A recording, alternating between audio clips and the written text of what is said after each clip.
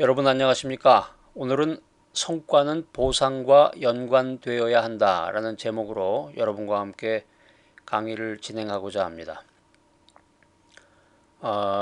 메인 화면에 보면 이제 네 가지 소주제를 정해봤는데요. 첫 번째는 돈으로 보상한다. 돈의 기능. 주로 이제 돈에 대한 내용이 진행이 되고요. 두 번째는 성과급의 동기부여 효과.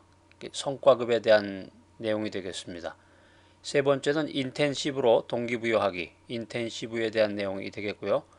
그 다음에 네 번째는 이제 공정한 보상이라는 주제입니다. 자, 여기 사자 밑에 보면 경구가 하나 써져 있는데요. 당신은 보상해주는 행위로 더 많은 것을 얻을 수 있다. 당신이 아무리 희망하고 요구하고 원하고 간청한다 하더라도 얻을 수 있는 것은 아무것도 없다. 당신은 보답해 준 것만 얻을 수 있다. 이게 미셸 르 베프라고 하는 사람이 한 말인데요. 자, 여러분 만나게 돼서 반갑습니다. 모든 일의 비결은 시작에 있습니다. 여러분 시작하는 것에 대해서 자신감을 가지시고 마크 트웨인이 한 유명한 말이 있죠. 성공의 비결은 시작에 있다. 시작의 비결은 질리도록 복잡한 일이라도 감당할 수 있을 정도의 작은 조각으로 분할해서 첫 조각부터 시작하는 데 있다. 아주 명언이네요. 마크 트웨인 아시죠? 미국을 대표하는 문학가인데요. 성공의 비결은 시작에 있다. 이 시작이라고 하는 것이 굉장히 어렵습니다. 그래서 이제 시작이 반이라는 말도 있고, 마크 트웨인의 말을 우리가 다시 한번 생각을 해본다고 그러면은 내가 이 일을 시작하지 못하는 원인이 어디 있을까? 굉장히 내가 해야 될 일이 많다. 이것을 작은 조각으로 분할을 해서 아주 작은 부분부터 시작을 하면 그 일이 자신도 모르는 사이에 진도가 나갈 수 있다라고 하는 것이죠. 여러분 잘 아시는 그 그리스의 철학자 소크라테스가 있는데 소크라테스는 자신의 약점을 가장 잘 알고 있었던 사람 중에 하나라고 합니다. 인간은 계속해서 발전하는 영물이며 끊임없이 변해서 마침내 유토피아를 향해서 성장해 나가는 존재라는 사실을 그가 깨달았다고 합니다. 그래서 후대에 있는 많은 사람들에게 그 지혜를 남겨주었는데요. 이 소크라테스의 가르침처럼 인간은 언제나 자기 자신을 더 높은 단계로 업그레이드 할 수 있다라고 하는 것입니다. 이것이 인간이 가지고 있는 위대함이 되겠죠. 그러니까 어제보다 오늘이 더 낫고 오늘보다 내일이 더 발전된 모습으로 변해갈 수 있는 것, 이것이야말로 인간이 가지고 있는 위대함이고 이것이야말로 인간의 지혜라는 것입니다. 자, 그래서 여러분들이 이제 이 과목을 수강하고 또 리더십을 연구하고 학문을 공부하는 목적이 사람마다 다를 텐데요. 성공하기 위해서 연구하고 공부하고 또 책을 읽는 분도 계시고 또 돈을 많이 벌기 위해서 또 높은 지위에 오르기 위해서 자기 자신의 스펙을 쌓기 위해서 또 비영리 단체에서는 좀 더 보람 있고 유익한 일을 하기 위해서 또 교회 목사님 같은 경우는 좀 더 성숙하고 성장된 교회를 구축하기 위해서 뭐 여러 가지 목적이 있을 줄로 생각이 됩니다. 아무튼 최종 목표는 succeed입니다. 성공. 성공하기 위해서, 형통하기 위해서 뭔가 오늘보다 나은 내일을 위해서 우리가 나가야 되는데 제가 네 가지 기본 원칙을 한번 여러분과 함께 다짐하면서 오늘 강의에 들어가고자 합니다. 첫 번째 원칙은 믿어라는 거죠. 믿어라. 자기 자신을 믿어야 됩니다. 나도 반드시 성공할 수 있다. 나도 반드시 형통할 수 있다. 우리 단체나 우리 교회도 반드시 부흥하고 성장할 수 있다. 이런 믿음이 있어야 된다라고 하는 것입니다. 그러니까 지금까지 나와 또 내가 속한 조직을 얽어매던 그 구습에서 벗어날 수 있다. 내가 벗어날 수 있다. 우리 조직이 벗어날 수 있다. 우리 회사가 벗어날 수 있다라고 스스로 믿을 때 자기 암시를 거듭해서 믿을 때 이것이 가능하다라고 하는 것입니다. 자기가 자기를 믿지 못하는데 다른 사람이 어떻게 나를 믿어주겠습니까? 그러니까 이 성공이라고 하는 것, 형통이라고 하는 것, 성장과 발전이라고 하는 것은 노력 없이 주어지는 것이 아닙니다. 아무런 노력도 하지 않고 입만 벌리면 누가 갖다 맛있는 것을 갖다 입에다 넣어주는 것이 아니고, 이 성공은 한마디로 얘기해서 은쟁반에 담겨진 채로 여러분에게 곱게 받쳐지는 것이 아니다라고 하는 것입니다.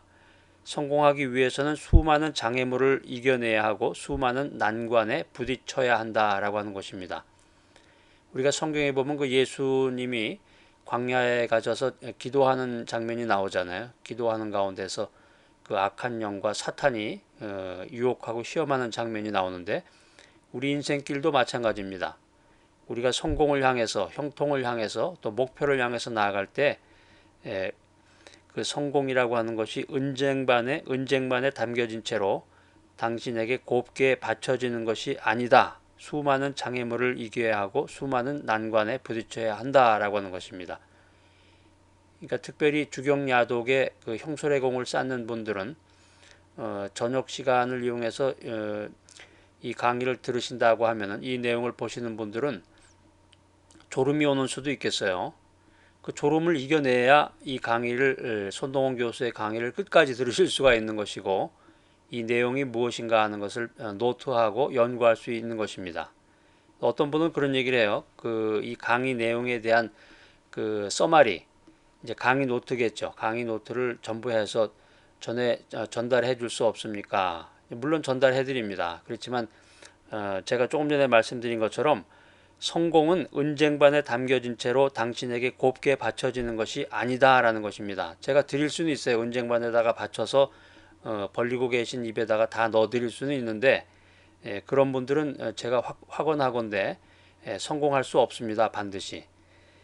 그러니까 자기 자신이 수많은 장애물과 난관에 부딪혀서 자기 스스로가 그것을 극복하고 넘어서는 그런 단계가 필요하다라고 하는 것입니다. 자, 1단계는 첫 번째 기본 조건은 믿음과 확신과 생각과 결심이 필요하다는 거죠.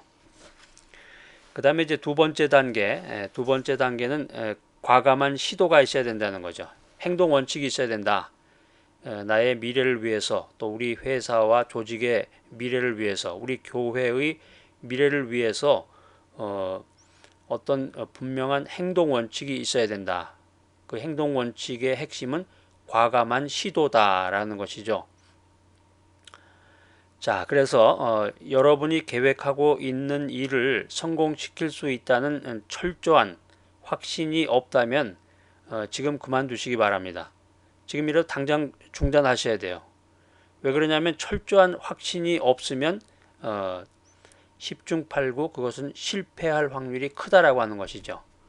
자기 스스로가 확신도 없고 자기 스스로가 행동하지 않는데 누가 나에게 은쟁반에다가 성공의 그 열매를 갖다가 내 입에다가 넣어주겠습니까? 곱게 받쳐서.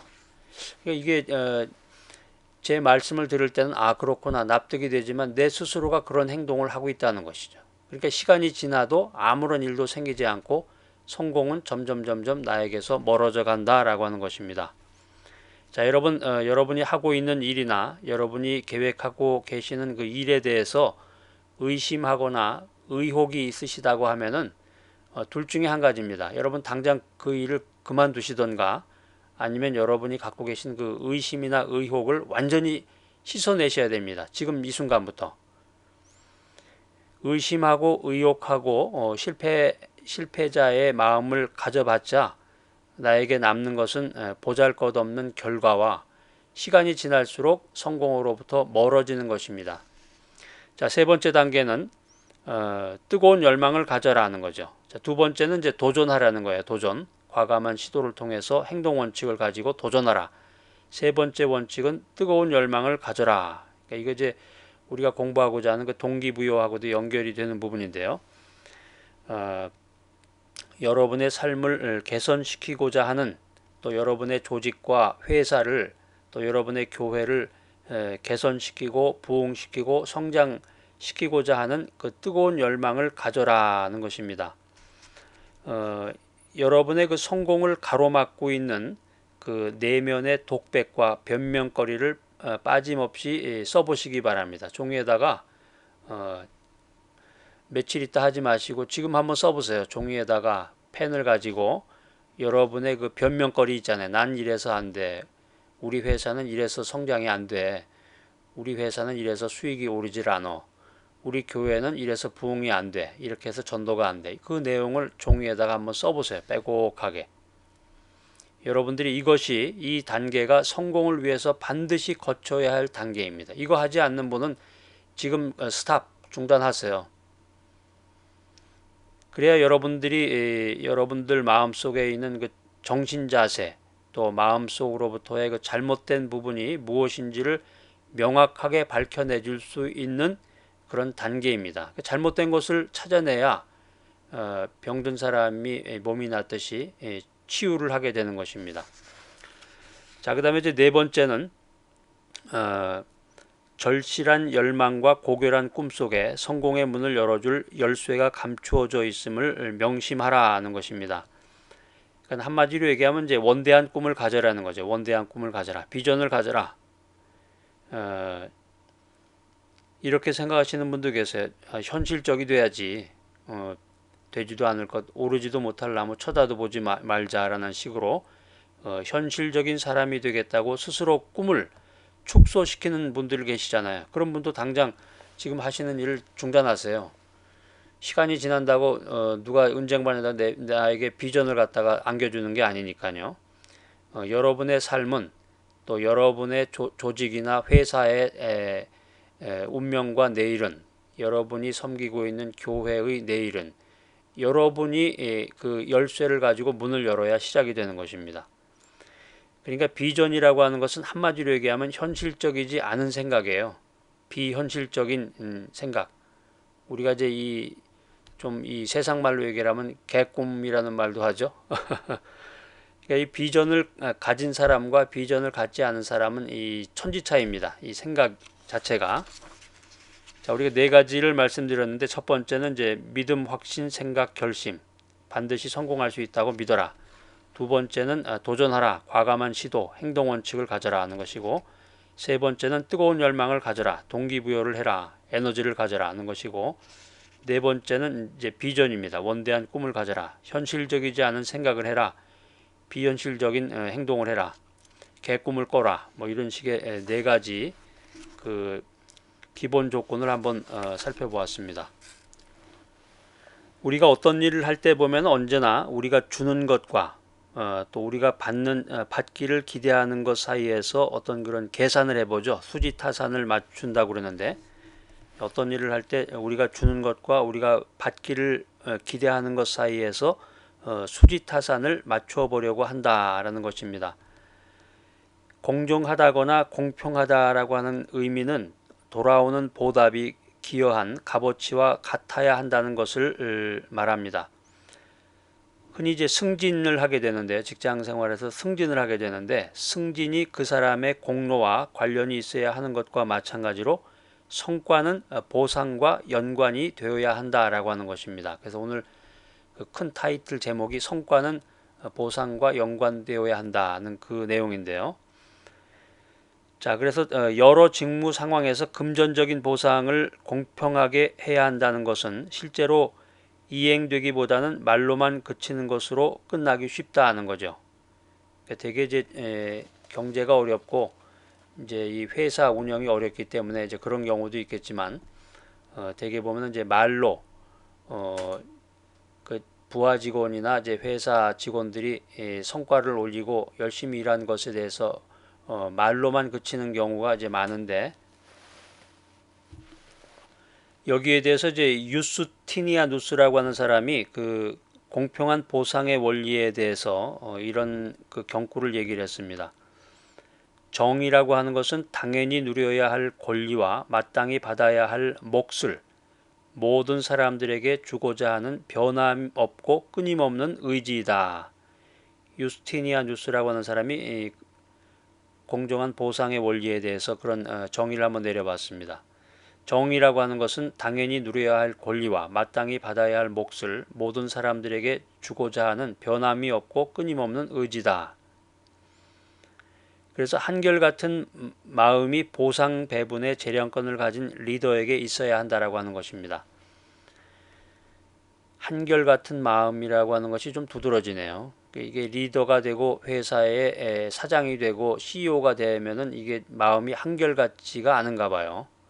마음이 요랬다 저랬다 변하기도 하고 변덕스럽기도 하고 또 처음에는 많이 주려고 그랬다가 또 이유와 핑계를 대고 적게 줄 수도 있고 하여튼 여러 가지 그런 모습이 있습니다.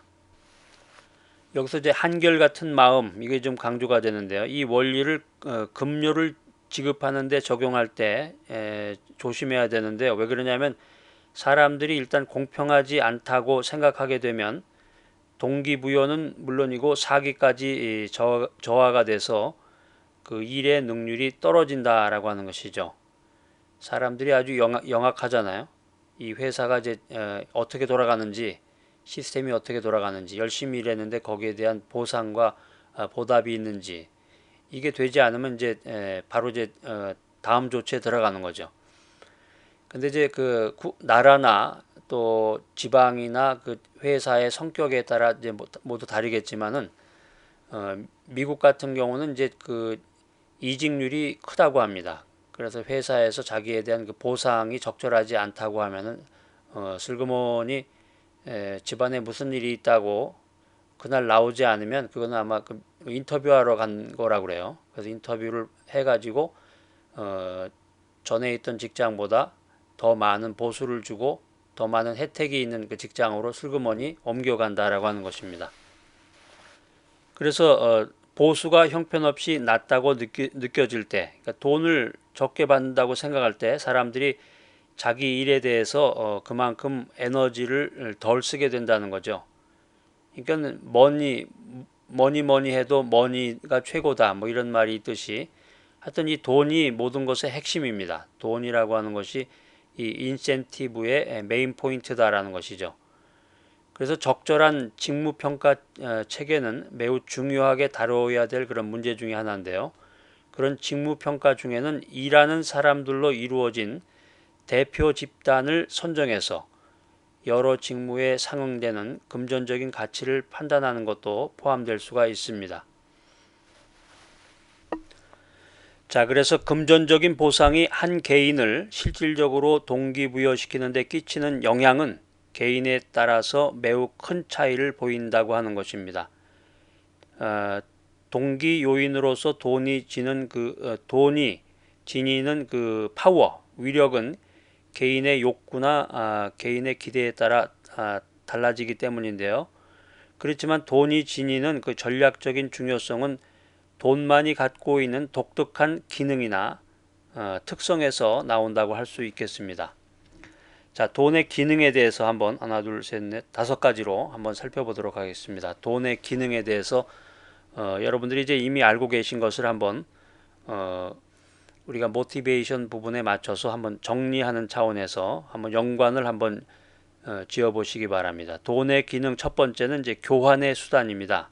교환의 수단.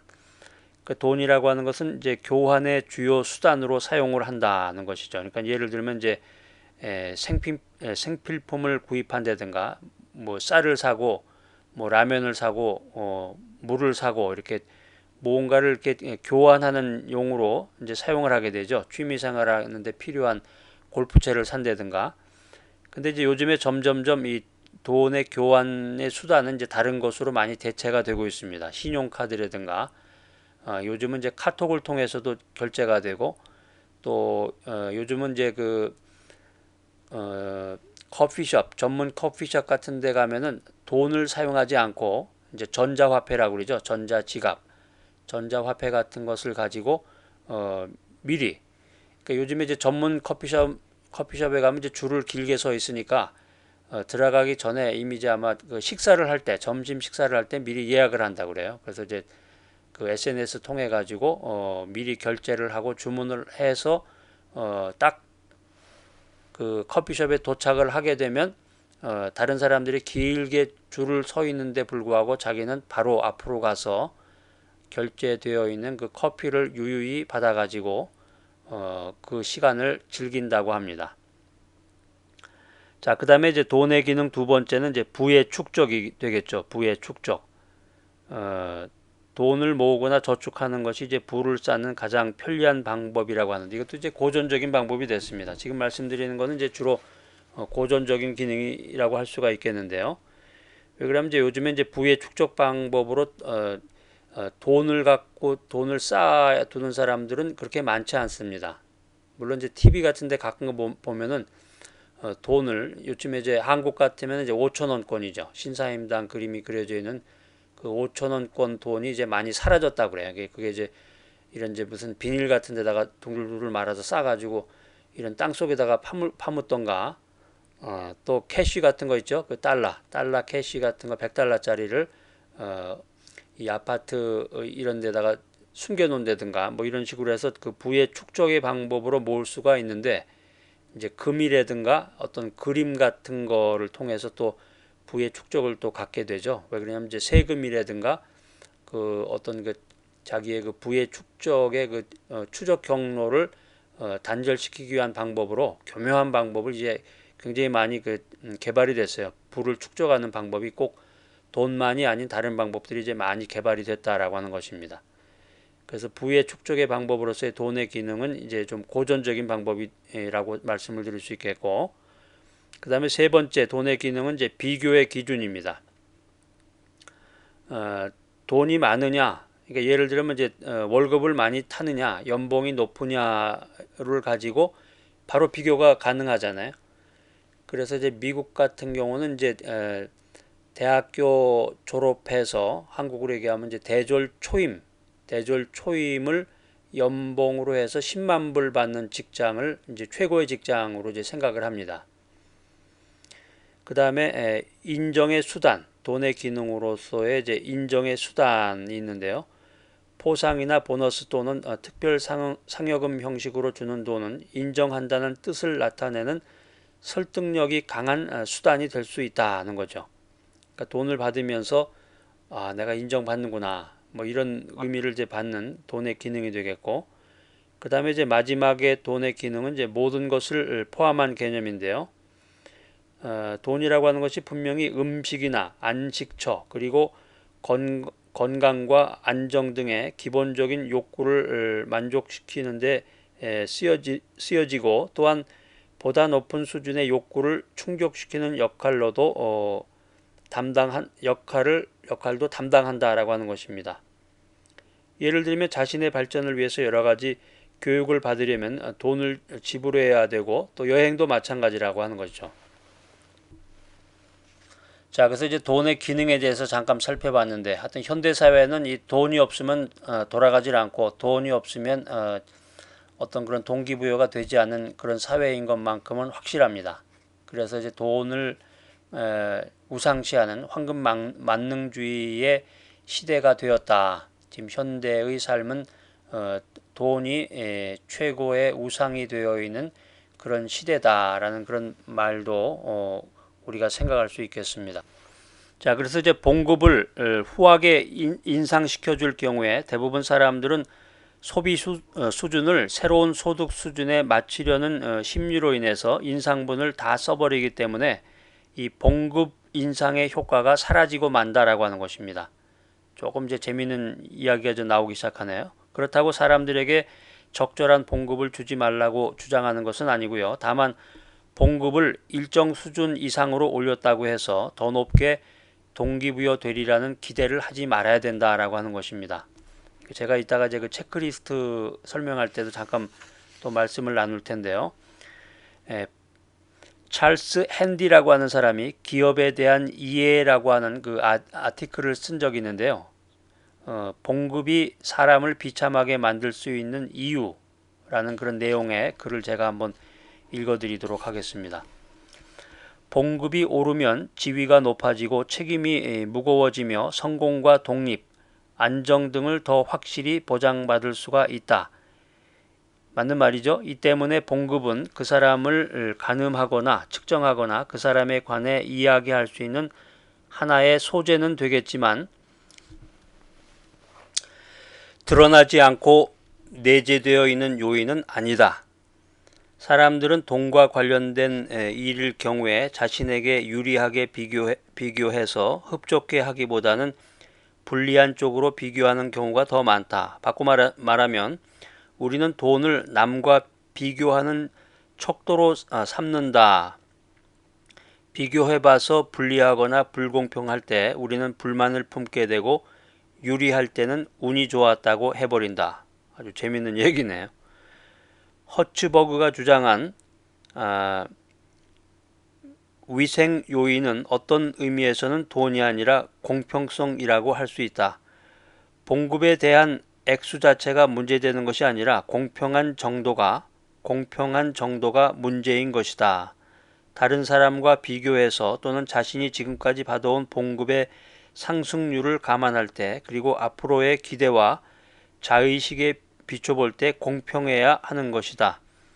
노동조합의 요구 조건을 살펴보면 대체로 공평성에 관한 것이지 그만큼의 돈을 꼭 받겠다는 것은 아니다. 찰스 핸디라고 하는 사람이 썼던 그런 내용의 일부인데요.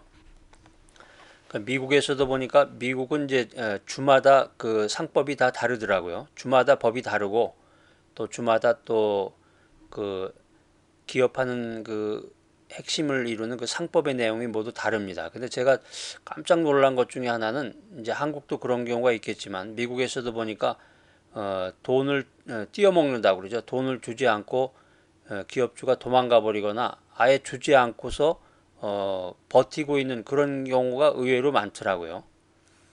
그래서 그 전문 상담원들이나 변호사들의 얘기를 들어보면은 그 이제 수를 한다고 그러는데 이제 법정에 고소를 하거나 고발을 해가지고 그 재판을 하게 될 때 1년 정도 그 노임을 받지 못한 것이 한 1년 정도는 돼야 그게 이제 균형이 맞는다. 변호사 비용이라든가 이렇게. 그래서 1년이 채 안 되고 3개월, 4개월이라든가 6개월 이하라든가 이랬을 때는 다른 수단을 사용해야 된다. 뭐 이런 정보들도 있더라고요. 하여튼 뭐 요지경 세상입니다. 자, 사람들에게 적절한 봉급을 지급하려고 할 경우에 공정함, 지금 공정에 대한 얘기가 자꾸 나오네. 공정함을 기준으로 삼아야지 동기부여시킬 요량으로 해서는 안 된다라고 하는 것입니다. 만약에 사람들이 생각하는 합리적이고 공평한 임금 수준 이하로 당신이 봉급을 지급한다면 이제 CEO가 회사의 그 사장이나 CEO가 그런 생각을 가지고 봉급을 지급한다면 사람들은 당장에 불만을 품게 될 것이고 더 나아가서 일할 의욕을 잃게 될 것입니다. 그래서 적정 수준의 봉급을 지급하는 것이 사람들로 하여금 최선을 다하게 만드는 필요 조건은 될 수 있지만 그것만으로 충분 조건이 될 수 없다라고 하는 것이죠.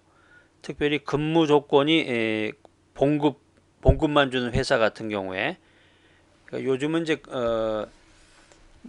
회사가 뭐 너무 많으니까 회사마다 뭐 다 사정이 다르겠죠. 그래서 좋은 회사 가보면은 이제 점심도 제공을 하고 큰 회사 가보면 이제 그런 경우 있잖아요. 그래서 회사 주변에 나가서 밥을 사 먹는 것보다는 오히려 회사에서 제공하는 그 런치가 아주 풍성하니 먹기 좋은 그런 회사들도 많이 있습니다. 그다음에 이제 커피 자판기 같은 경우도 이제 무료로 제공하거나 또 커피 기계 같은 경우도 이제 비치해 놓은 그런 회사도 있고 또 휴게실이 있는 회사도 있고 또 취미 활동을 도와주는 회사 또 더 나아가서 이제 해외 여행이라든가 이제 정기적인 그 회식 같은 것을 이제 진행하는 뭐 이런 식의 근무 조건이 봉급 이외의 것으로 이제 많이 구성되어 있는 그런 회사들이 이제 많이 늘어나고 있습니다. 여러분의 회사는 어떻습니까? 그러니까 사람들이 도시에서 또는 중소도시에서 이렇게 생활을 하려고 그러면은 이제 돈이 필요하겠죠. 왜 그러냐면은 이 미국 같은 경우는 이제 돈이 주로 나가는 곳이 이제 아주 분명합니다. 미국이라고 하는 곳은 이런 검은 돈이 없으니까요. 이제 한국식으로 얘기를 하면 이제 뇌물이라고 그러네. 뇌물 같은 것이 거의 없어요. 그러다 보니까 자기가 명세서에서 받은 돈을 가지고 또 그 자기가 쓰는 그 사용처도 분명하게 정해진 곳이 많으니까 이제 그런 것이 거의 100% 가량, 뭐 100%는 아니겠죠. 거의 90% 이상이 그런 식으로 경제가 운영이 되다 보니까 이 거대한 미국이라고 하는 사회가 초인류 국가로서 아마 유지가 되는지도 모르겠습니다. 그래서 지금 LA 같은 경우는 그 아파트 렌트비가 보통 평균 한 투베드 투베스를 기준으로 해가지고 방이 두 개이고 이제 욕실이 두 개인 경우를 기준으로 한다 그러면은 1,500불에서 1,800불 정도, 1,500불에서 1,800불 정도를 기준으로 해서 투베드 투베스가 되겠고요. 이제 거기에서 조건이 어떠느냐에 따라서 조금 올라갈 수도 있고 조금 내려갈 수도 있고, 그래서 조건이 조금 좋다 그러면 한 2,000불까지도 올라가고, 조건이 조금 떨어진다 그러면은 1,300불 정도까지. 조건이라고 하는 것은 이제 한국식으로 얘기하면 이제 학군이 좋다든가 아니면 이제 지역 환경이 수준이 높은 사람들이 주로 많이 사는지, 아니면 이제 멕시칸이나 아니면 이제 그 흑인들이 주로 많이 사는 지역들은 이제 그 값이 다운이 됩니다. 또 우범지대 같은데 이런 데는 굉장히 싸죠. 그래서 LA가 이제 미국에서 제2위의 도시인데 뉴욕이 제1위고 LA가 제2위의 도시인데 뉴욕도 이제 LA만큼 또 그 이상으로 비쌉니다. 아주. 그런데 이제 미국의 그 중소도시 같은 데를 가보면은 그 예를 들어서 세인트루이스 같은 경우는 이제 58위의 도시인데 세인트루이스 같은 경우는 이제 보통 한 600불에 투베드 투베스의 경우에 600불에서 800불 정도. 그래서 흑인 지역이나 좀 환경이 나쁘다 그러면 한 500불 정도도 가능하고요. 그 다음에 좀 환경이 좋다 그러면 1000불 정도까지. 이게 굉장히 차이가 많이 나죠. 같은 미국인데도 어떤 땅이냐에 따라 가지고 그 수준이 많이 차이가 납니다. 그러니까 그 돈 나가는 것을 생각하면은 이제 돈 버는 것을 어떻게 벌어야 되는지 계산이 나올 수가 있겠죠. 자, 그 다음에 이제 성과급의 동기부여 효과에 대해서 한번 우리가 살펴보겠습니다. 여러 근로자들 중에는 봉급이 아닌 해낸 작업의 성과에 따라서 급료를 받아가는 사람들이 있는데요. 이런 사람들의 직업은 아주 다양합니다. 지금 이제 한국에서도 이런 전문 직업이라고 할까요? 일반 회사들도 또 이런 시스템을 이제 많이 갖춘 회사들이 많이 등장을 했습니다. 그래서 흔히 이제 경영학에서 인간 본성을 자극해서 최대의 성과를 얻어낼 수 있는 방법은 급여를 줄 때 고정급 플러스 변동급으로 이렇게 혼합시키는 방법을 이제 많이 설명을 하고 있는데요. 그런데 이제 부양 가족이 있는 사람, 가족이 있는 사람은 대부분 이제 고정 임금을 선호하게 됩니다. 일정한 액수의 돈이 나와야 이제 성과급은 나중 문제고,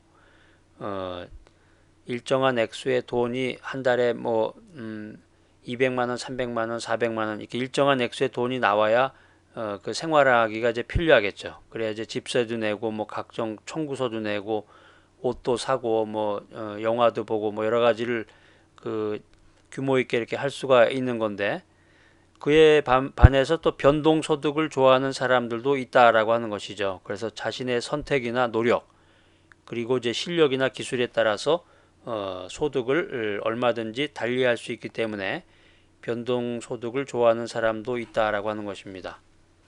그러니까 이런 변동소득은 예측하기는 어렵지만 그만큼 기대를 불러일으키는 그런 형태가 되겠는데요. 제가 이제 이야기를 하나 들려드리겠습니다. 트롤 어선의 선원 이야기에 대한 건데요.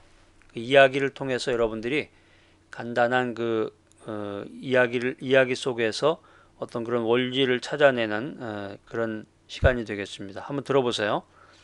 어느 날 밤 나는 북극해에서 트롤 어선에 불을 환하게 밝힌 채 갑판에서 일을 하고 있었다. 나와 동료들은 그물을 끌어당긴 다음에 쏟아지는 은빛 물고기를 퍼담아 나르는 일을 16시간 동안이나 계속해서 하고 있었다. 눈보라가 섞인 찬바람에 트롤 어선은 심하게 흔들렸다. 그때 한 동료가 다가와 말했다. 여보게들, 좋은 소식이 있네. 선장의 말이 우리가 지금 대규모의 대구대가 있는 해역을 막 지나고 있다는 거야. 오늘 밤 서너 시간은 더 일해야 될 걸세. 재수없게 피곤해 지친 나는 혼자 중얼거렸다. 작업의 마지막 1시간 내내 나는 따뜻한 선원실의 침대 외에는 아무것도 생각나지 않았다. 자, 힘내자고. 이번에 그물을 내리면 모두 한몫 잡게 될 거야. 우리는 이번 출항에서 한미천 잡을 수 있을 거라고. 그의 동료가 말했다. 그리고 그의 말대로 우리는 그날 한몫 잡을 수 있었다. 그 대구 때 덕분에 나는 기대하지 않았던 돈을 나눠받게 되었고, 초과 수당으로 받은 돈은 갑판원 초보자가 배에서 3주 동안 일해서 벌 수 있는 임금의 2배에 달했다. 자, 트롤 노선의 선원 이야기를 통해서 이제 배의 선원들이 공동 작업을 성공적으로 완수함으로써 일정한 몫을 나눠 갖게 되었다 하는 것이죠. 제가 이제 어렸을 때 이 성우학원에 다닌 적이 있는데, 제가 이제 이렇게 강의 시간에 이런 거를 하려다가 보니까 이제 어떻게 보면 이제 창의적인 작업이죠. 남들이 하지 않은 그런 건데요. 이게 이제 약간 어색하기도 하고, 제가 이제 아마 이걸 몇 번 이렇게 하다가 보면 굉장히 익숙해지면서, 예전에 이제 어렸을 때 유치원 다닐 때 했었던 그 성우에 대한 그런 이제 아마 달란트가 좀 나올지도 모릅니다. 여러분 기대해 보시기 바랍니다. 근데 이제 오랜만에 이 강의 시간을 통해서 이런 걸 하려니까는 그렇게 바로 즉흥적으로 되지는 않네요. 쉽지는 않습니다. 모든 일이. 자, 그래서 이제 메인 포인트로 돌아왔어요. 고정급과 변동급을 혼합한 임금 체계를 마련해야 한다는 생각은 이미 이제 여러 직종이라든가 산업계 전반에 이제 많이 퍼져 있죠. 여러분 자신도 아마 여기에 해당되시는 분들이 아마 대부분이실 것으로 생각이 됩니다. 이제 해외에 예를 들면 이런 경우도 있습니다. 영국의 국립의료원에서 일하는 외과 의사들은 일정한 봉급을 받고 또 개인적으로 환자를 더 치료할 경우에 그에 상응하는 진료비를 받는다는 계약을 협상에 의해서 체결한다라고 하는 것입니다.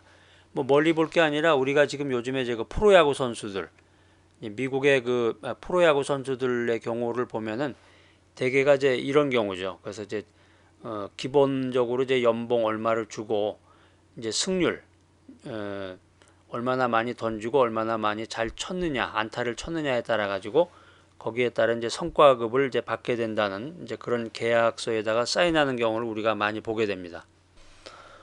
그러다 보니까 이제 그게 생각이 나네요. 그 영화 같은 경우도 그런 경우가 된다고 그래요. 영화도 이제 그 영화 이제 기본적인 사인을 할 때 이 영화가 이제 흥행이 돼 가지고 성공해서 관객들이 많이 들어오게 되면은 수익을 가지고 또 배분하는. 그런데 영화가 아주 히트를 쳐 가지고 돈은 많이 벌었는데 정작 배우에게 그 수익이 돌아가지 않는 경우가 있다고 합니다. 그건 왜 그러냐면 그 계약서에다가 사인을 할 때 조금 전에 말씀드린 그 성과급에 대한 부분을 미처 감지하지 못하고 사인을 하지 않으면 돈이 오지 않는 거죠. 그게 이제 책을 낼 때도 그런 경우가 있다고 그래요. 책을 낼 때도 출판사하고 어떤 계약을 맺느냐에 따라서 책이 많이 팔려도 그 책의 저자는 돈하고 아무런 관련이 없고 출판사만 돈을 벌게 되는 그런 경우도 있다고 합니다. 그래서 지금 이제까지 말씀드린 부분이 주로 이제 혼합 임금 원리인데요. 이 혼합 임금 원리가 이제 고정급 플러스 성과급에 따라서 현대의 많은 기업들이 이제 여기에 관심을 많이 갖고 있다라고 하는 말씀입니다. 자, 그래서 이미 정해진 금전적인 보상과는 별도로 어떤 형태로든 이익을 나눠 갖게 되면 사람들이 더욱더 강하게 동기부여가 된다라고 하는 것입니다. 그 일에 전력 투구하게 되고 이제 관심이 있겠죠. 아무래도 일한 만큼 그 성과가 오른 만큼 돈도 생기고 또 다른 그런 보너스가 생긴다고 하면 한국식으로 그 일에 이제 매진을 하게 된다라고 하는 것입니다. 그래서 그들은 그 사업의 성실한 파트너가 될 수 있다라고 하는 것입니다. 그리고 그렇게 일에 전력 투구하는 모습은 종업원들보다 더 많은 이익을 갖게 되는 관리자급에만 국한되어 나타나는 것이 아니라 그 사업에 몸담고 있는 모든 사람들에게서 나타나고 그 모습을 볼 수 있다라고 하는 것입니다. 자, 그 다음에 이제 동기부여의 그 사례에 대해서 케이스 메소드 시간으로 제가 이제 그 어떤 이야기를 통해서 사례를 통해서 여러분과 함께 성과는 보상과 연관되어야 한다. 이 부분을 한번 연구해 보고자 합니다. 제가 들려드리는 말씀을 한번 잘 들으시고 여러분들이 이 사례를 통해서 생각할 수 있는 것은 무엇인가? 그러니까 여러분들이 항상 그 입만 이렇게 쫙 벌리고서 제가 이렇게 넣어주기를 바라지 마시고 제가 처음에 시작할 때나 중간중간에 말씀드린 그런 기본적인 또 원리나 원칙을 가지고 여러분들이 스스로 연구를 하셔야 됩니다. 그래야 여러분들이 투자한 것 이상의 그런 리절트를 여러분이 받으실 수가 있는 것입니다. 자, 시작합니다. 제임스 길로이는 비용이 적게 들며 품질이 우수한 조립식 주택을 생산하는 건설회사를 시작했다. 그는 많은 세금을 물고 아버지로부터 가문의 대저택과 또 3,000에이커에 상당하는 농경지를 유산으로 물려받았다. 이 회사의 설립은 사업의 그 다각화를 위한 아이디어 가운데 하나였는데 처음에는 모든 것이 잘 돌아가는 듯 했는데 불경기와 소비자의 인식 부족으로 인해서 사업은 곧 공경에 빠지게 됐다. 제임스는 직원들을 동기부여시키려고 무진 애를 썼으나 모든 것이 수포로 돌아갔다. 그러던 어느 날 그는 남아있던 18명의 직원들을 모두 한자리에 모이게 했다. 그는 그들에게 모든 회계장부와 주문장부를 보여주면서 회사가 부도 위기에 처하게 되었다고 설명했다. 이어서 그는 직원들에게 앞으로는 이윤의 20%를 돌려주겠다고 말했다. 그때 직원들을 통솔하는 데 타고난 소질이 있었던 한 리더가 이렇게 소리쳤다. 이게 바로 우리가 바라던 겁니다.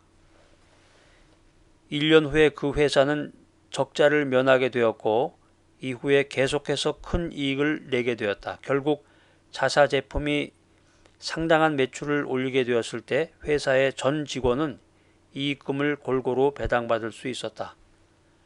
아주 수지 맞았네요. 그 절망했던 사장이 이제 아주 큰 그 미소를 한박 웃음을 띠는 그런 장면으로 이제 엔딩이 됐는데요. 자, 성과급이라고 하는 게 이제 여러 가지 방식으로 지급이 되는데 이 방식들 가운데 보너스라고 하는 개념으로 주는 것이 아마 가장 흔한 경우라고 그래요. 이 보너스라고 하는 게 원래 그 어원상으로 보면 이제 라틴어로 좋은 것이라는 그런 의미입니다. 그래서 이 보너스는 정해진 보수에 추가해서 주어지는 돈이나 그와 동등한 가치를 지닌 것을 말하는데요. 하여튼 이 보너스는 기대 이상의 겁니다. 기대 이상의 것이라고 생각이 됩니다. 그런데 계속해서 좋은 성과를 올리게 되면 사람들은 액수가 많든지 적든지 간에 보너스를 정기적인 기본 월급의 인상분으로 여기고 만다라고 하는 것입니다. 그럴 경우에 이 보너스가 갖고 있는 동기부여의 원동력은 점차적으로 줄어든다라고 하는 것이죠. 그 후에 이 보너스가 줄어들거나 없어지게 되면 불만이 생기게 된다라고 하는 것입니다. 폭동이 일어날지도 모르겠네. 성과에 따라서 보수를 줄 때 생기는 또 다른 문제가 있는데요. 그 문제는 뭐냐면 성과를 어떻게 보수로 배분할 것인가 하는 문제입니다. 여러분 같으면 높은 성과에 대한 보상으로 임직원 전체에게 보너스를 지급할 때 똑같이 나눠서 지급하겠습니까? 아니면 직급에 따라서 차등을 두어서 지급하겠습니까? 어떻게 하시겠어요? 시키는 대로 하겠습니까? 자, 그래서 차등 지급의 원칙은 이 넬슨 제독 시대에 영국 왕실의 해군이 채용한 원칙이라고 합니다. 전쟁에서 납포한 배를 경매에 붙여서 많은 수익을 올리게 됐을 때 그 돈이 계급에 따라서 나눠졌는데 당연히 선장이 가장 많은 돈을 차지했고 선원들 역시 운 좋게 그 배에 탄 덕분에 많은 그 돈을 손에 쥘 수가 있었습니다. 그러니까 넬슨과 같은 선장이 지휘하는 배를 사람들이 다 타고 싶어 하겠죠. 여러분은 또 여러분의 회사나 여러분이 속해 있는 그 조직은 어떤 방식을 택하고 있습니까? 큰 기업 내에 있는 그 특정 팀의 수익을 얼마만큼 배당하느냐, 이것을 이제 결정하는 게 아주 어려운 일이죠. 사실 이게 어려운 일입니다.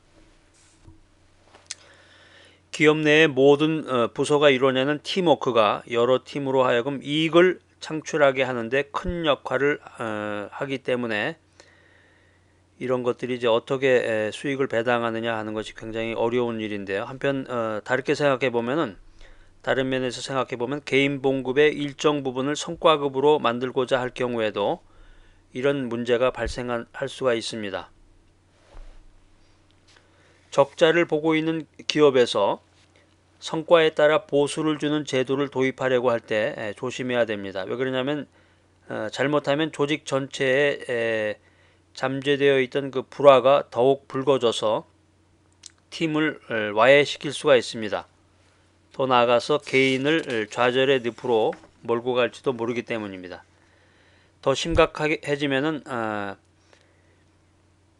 개인의 이익 추구만이 인간의 마음속에 있는 동기의 전부이고 서비스 기업에 가장 적합한 동기라는 전제를 널리 선전하는 그런 결과가 될런지도 모르겠습니다. 여러분 여기에 대해서 어떻게 생각하십니까? 우리가 연구자로서 이제 여기서 이런 문제를 한번 생각해 보게 됩니다. 어떻게 하면 고정급과 변동급을 혼용하는 원리를 적용할 때 덫이나 함정에 걸리지 않고 혜택을 볼 수 있을까 하는 것입니다. 자, 계속해서 이제 오늘의 소제목 세 번째인데요. 인텐시브로 동기부여하기에 대한 부분을 한번 여러분과 함께 공부해 보도록 하겠습니다. 사업에 참여했던 사람들에게 각자의 몫을 나눠주거나 성과에 기초해서 보너스를 분배하는 등의 그 이익을 함께 나누어 갖는 제도는 아주 그 전략적인 방법이라고 할 수 있습니다. 이것은 성과에 대해서 공정하게 보상을 해주는 것인데요. 고용인의 시각에서 본다면 이것은 아주 매력적인 방법이라고 할 수가 있겠습니다. 그렇지만 이윤이 없으면 또 보너스도 없어야 합니다. 자, 그래서 인텐시브로 동기부여한다고 하는 것은 어떻게 보면 굉장히 전술적인 방법이라고도 할 수가 있겠는데요. 팔로워들을, 직원들을 동기부여시키는 제도들은 그들을 더 열심히 일하게 하는 데 있어서 매우 효과적일 수가 있는 것입니다. 자, 이번에 최초의 인텐시브 기업에 대한 이야기를 여러분과 함께 나누고자 합니다.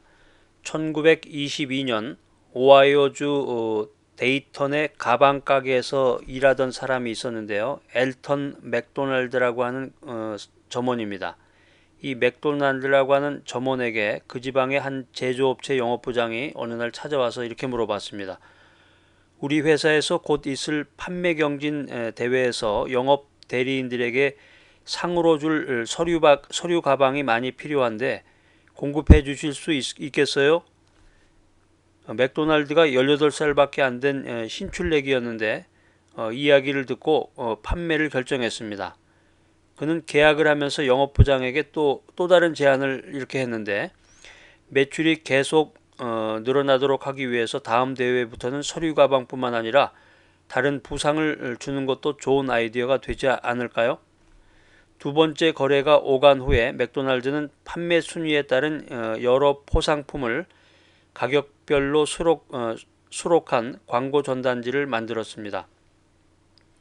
이렇게 함으로써 그 가방 가게는 세계 최초의 인텐시브 전문 회사로 성장하게 되었던 것입니다. 야, 이게 18살이 신출내기 맥도날드라고 하는 점원이 아주 대단합니다. 자, 그래서 이제 그 이후로 수십 년이 흐른 지금의 상품의 수는 훨씬 늘어났고 이제 인텐시브 관행은 절정기에 이르고 있다라고 하는 것입니다. 이처럼 인텐시브로 동기부여를 시키는 제도의 목표는 오직 성과를 향상시키는 것으로서 다음과 같은 그런 내용을 갖고 있는데요. 제가 한번 읽어볼까요? 판매가 증대된다는 거죠. 판매 증대. 그 다음에 팔고 난 후에 고객에 대한 서비스를 개선시킬 수 있다. 그 다음에 제품의 지식을 늘린다. 또 일정 양식의 서류를 정확히 기입하게 된다라고 하는 것입니다. 그래서 어떤 그 한 연구기관에 의하면은 이 인텐시브 제도가 적절하게 기획되고 시행된다면 그 목표가 무엇이든지 간에 일의 성과를 25%까지 향상시킬 수 있다라고 보고가 된 바가 있습니다.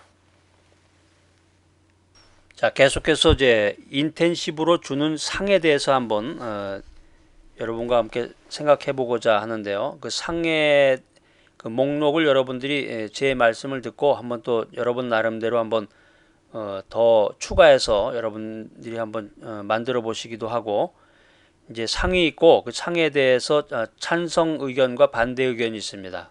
여러분들은 이제 어떤 생각을 가지시는지 그 의견에 대해서도 여러분들이 한번 생각을 해서 여러분들이 이제 논문을 쓰시거나 리포트를 쓰시거나 또 회사에서 실질적으로 이러한 이제 이론, 이건 이제 이론입니다. 이제 여러분들이 실제적인 그런 회사 생활이나 기업이나 또 비영리 단체나 또 교회 같은 데서 여러분들이 이것을 적용할 때는 또 다른 결과가 나타날 수도 있을 거예요. 그래서 여러분들이 그 이론적인 것을 철저히 연구하셔서 그것을 또 실제의 그 삶에, 실제의 모습에 잘 적용할 수 있는 그런 리더들이 되시기를 바랍니다.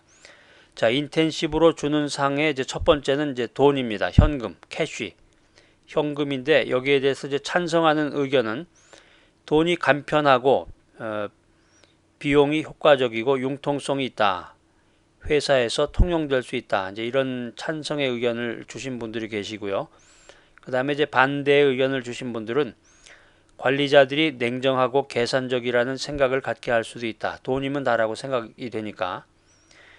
요즘에 이제 그런 생각하시는 분들이 많아요.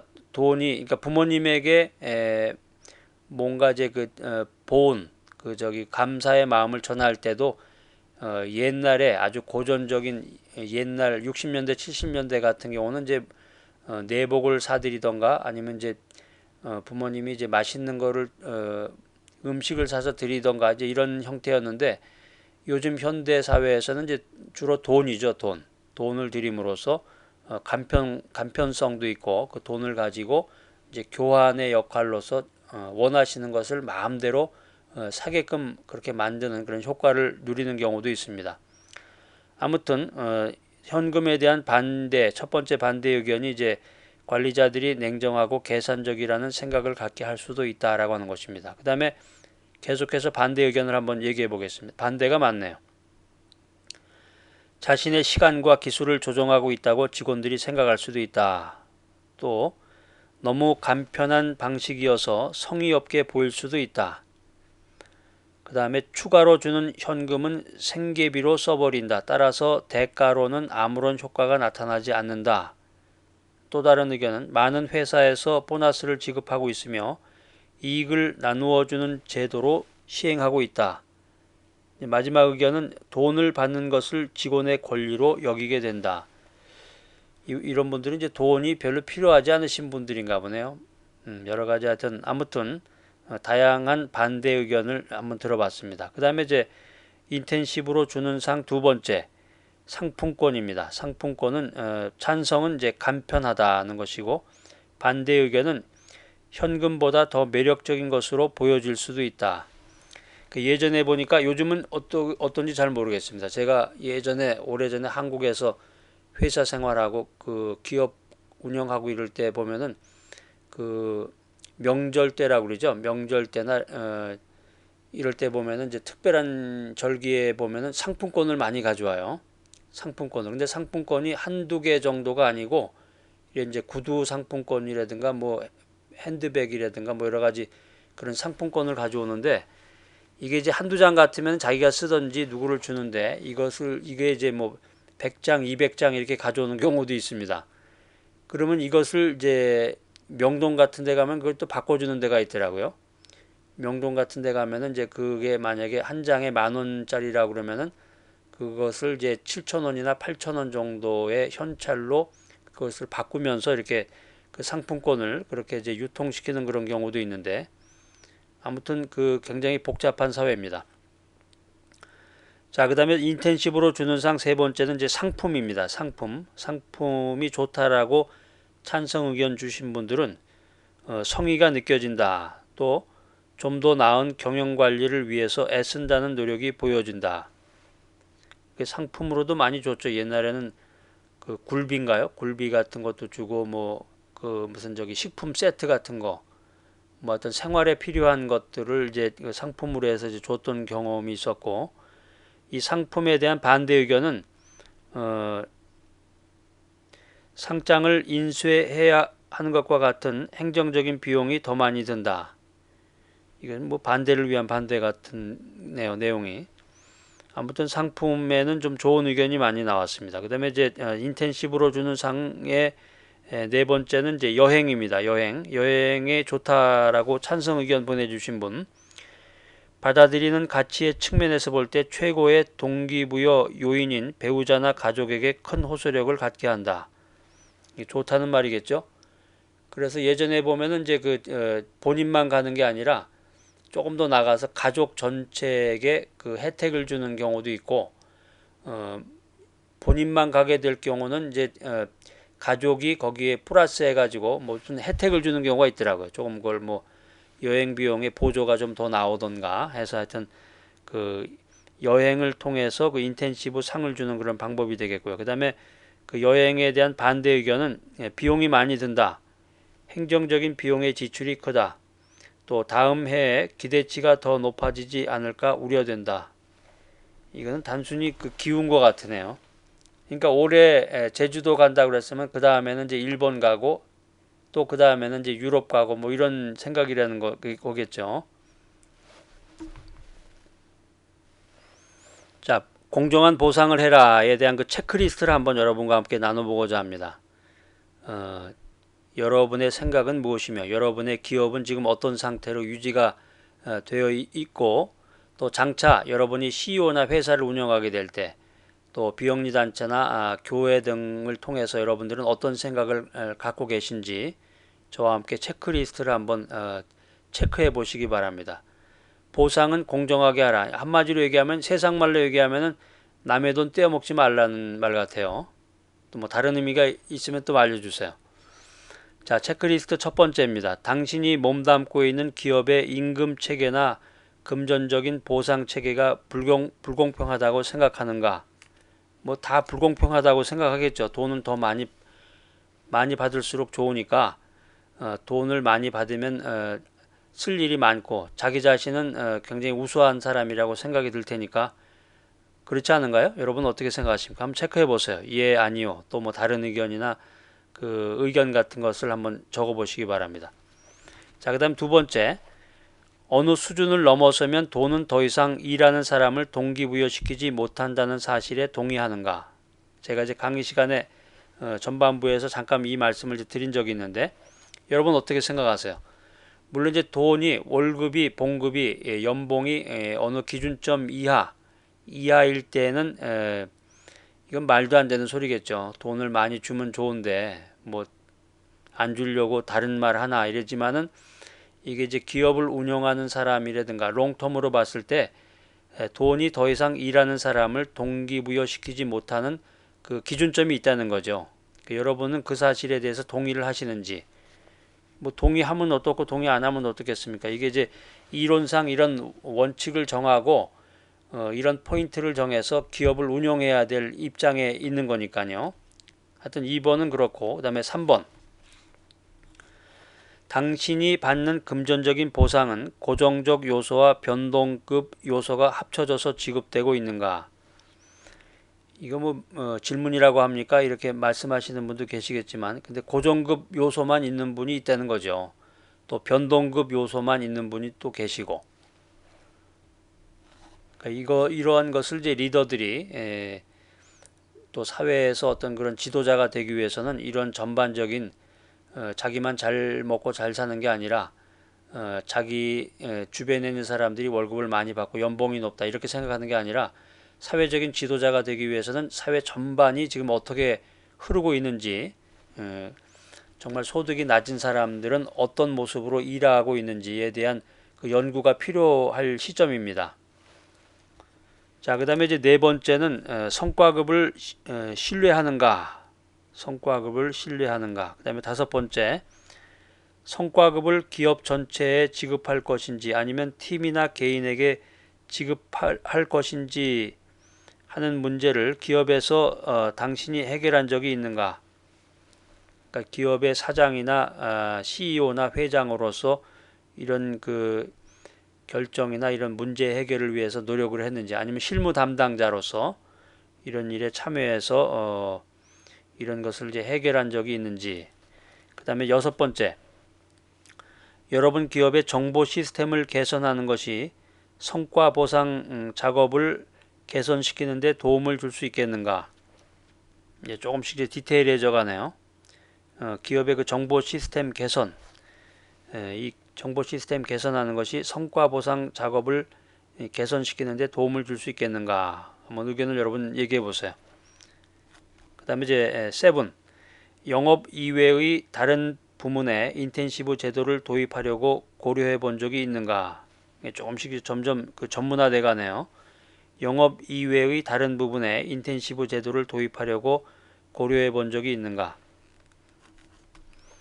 저는 이제 기업하고는 관계없고 저는 그냥 말단 직원입니다. 이렇게만 말씀하지 마시고, 제가 처음에 말씀드렸잖아요. 여러분이 지금은 말단 직원이지만, 지금은 이제 중견 사원이지만, 여러분이 곧 CEO가 되고 여러분이 이제 회사의 사장 및 회장이 되는 날이 반드시 옵니다. 아니, 그런 비전이 없이 왜 제 강의를 듣고 계십니까? 그 다음에 8번 보세요. 당신 기업에서는 공적으로 가치 있다고 여겨지는 행동에 대해서 정확하게 그리고 적절히 보상을 하고 있는가? 공적으로 가치 있다고 여겨지는 행동에 대해서 보상이 있는가 하는 것이죠. 마지막 이제 아홉 번째인데요. 고위직 관리자들이 직원들에게는 아무것도 주지 않으면서 자신들은 봉급을 올리고 보너스와 공동 배당금을 받아가고 있지는 않은가? 이게 그 말이에요. 남의 돈 떼어먹지 말아라. 근데 이런 기업도 많습니다. 사실 보면 이제 알 수가 없죠. 얼마를 받아가는지, 저 사람이 돈 얼마 받아가는지 모르니까 고위직 관리자들이 돈을 많이 받아가는지 적게 받아가는지 알 수가 없잖아요. 이제 상장 기업의 경우는 이제 그게 어느 정도 노출이 되니까 그것을 이제 체크를 할 수 있다고 하지만 알 수 없는 거죠. 자, 지금까지 여러분과 함께 나눈 내용들을 좀 잠깐 복습이라고 그럴까요? 리마인드 할 수 있는 그런 시간을 잠깐 갖겠습니다. 몇 가지 기본적이고 중요한 내용을 중심으로 해서 리마인드 하는 시간을 갖겠습니다. 돈은 오늘날 일의 대가로 주는 보상 가운데서 가장 중요한 요소다는 것입니다. 왜냐하면 그것이 교환의 수단이자 부를 축적하는 방법이고 비교의 기준이자 능력을 인정해주는 수단이 되고, 또 우리 또는 우리 가족의 욕구를 거의 대부분 해결해 주기 때문이다 라는 것이죠. 돈이 우상인 사회입니다. 지금 현대 사회는. 자, 그럼에도 불구하고 돈은 일하는 사람들을 크게 동기부여시킨다기보다는 오히려 불행하게 만들고 불만을 갖게 하는데 여전히 큰 영향력을 미치고 있다. 돈으로 동기부여를 시키면 그 효과는 금방 사라진다. 돈은 외적인 요인일 뿐이다. 지속적으로 동기부여시키는 요인은 바로 일 그 자체가 갖고 있는 내부적인 요인이다. 그러니까 아무리 돈이 좋다고 해도 그 하는 일이 좋아야 되겠죠. 제일 좋은 것은 하는 일이 좋아야 되겠고, 그 같이 일하는 사람들이 좋고, 그래서 이제 그 일을 통해서 그 자기의 그 잡을 통해서 그 유익성을 찾고 또 가치성을 찾고 궁극적으로 이제 보람 있는 일이 돼서 비록 이제 일개 회사, 작은 회사, 하나의 기업이지만 그 기업이 사회에 공헌하고 국가에 공헌하고 또 세계 그 인류 발전에 공헌할 수 있다고 하면은 굉장한 가치를 갖는 것 아니겠습니까? 돈이 우상인 사회지만. 자, 그 다음에 이제 성과급은 원칙적으로 효과적인 방법이다. 그러나 실제적으로 적용하기가 어렵다. 어렵다 그랬죠. 배분하는 방법이 어렵다 그랬죠. 그러니까 여러분 나름의 그런 방법이나 그런 아이디어들을 한번 개발해 보세요. 대체로 사람들은 자신의 월급에 고정급과 변동급의 요소가 함께 포함되어 있는 것을 좋아한다. 변동급은 성과에 직접적으로 좌우된다. 이게 이제 같이 혼용이 되는 경우도 있고, 또 고정급만 지급되는 그런 직업도 있을 테고, 변동급만 가지고서 그 돈이 지급되는 그런 직업도 있다. 이제 그런 말씀을 드린 적이 있는데, 인텐시브 제도는 고정급과 변동급을 혼용하는 원칙을 지켜나갈 때 동기부여 전략에 있어서 본래의 힘을 발휘하게 된다. 그러나 인텐시브 제도는 능력을 인정해주는 수단으로 더 유용하게 쓰인다. 여기서 우리가 명심해야 할 점은 현금이 항상 최고의 상이 될 수는 없다는 것이다. 제도를 운영하는 데 드는 비용은 수익을 고려해서 균형을 맞춰야 한다. 아까 제가 몇 가지 서로 나눴죠. 돈 이외에 인텐시브로 주는 상에 대해서 이제 돈이냐 상품권이냐 상품이냐 여행이냐 그거 말고 또 더 좋은 여러분들이 알고 계시는 그런 좋은 아이디어들이 더 많을 것 같은데 자 오늘 시간은 여기까지입니다.